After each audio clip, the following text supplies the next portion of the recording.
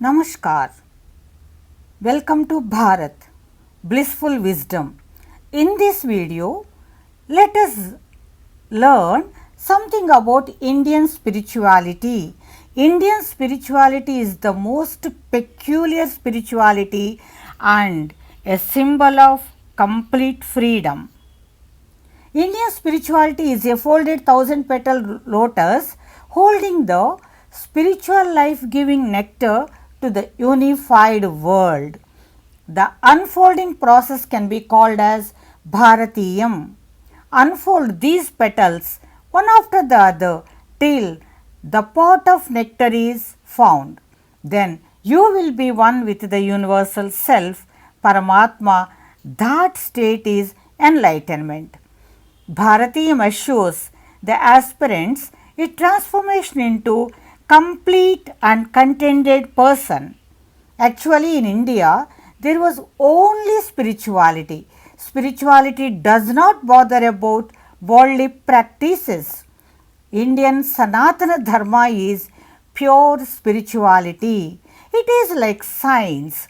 In Sanathana Dharma, there was no concept of religion, caste, or community. No philosophical theories, but only the science and technology of spirituality. That was enlightenment. Spirituality is the practice of working alone in a path using any technique to realize the self and also the universal self, otherwise call it as enlightenment. Pure spirituality works wonders when people are simple and unclutched from the material world and concentrate all efforts only on spiritual achievements.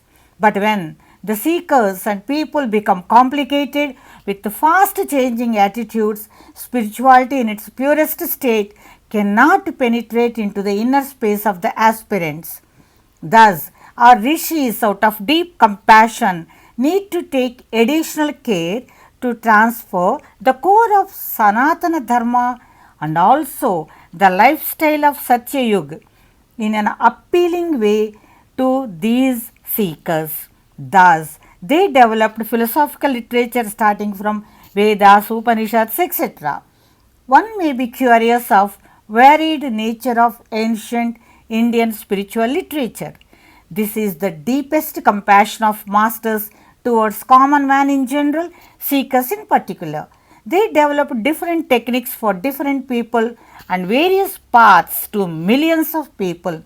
But all these lead to only one destination, the enlightenment.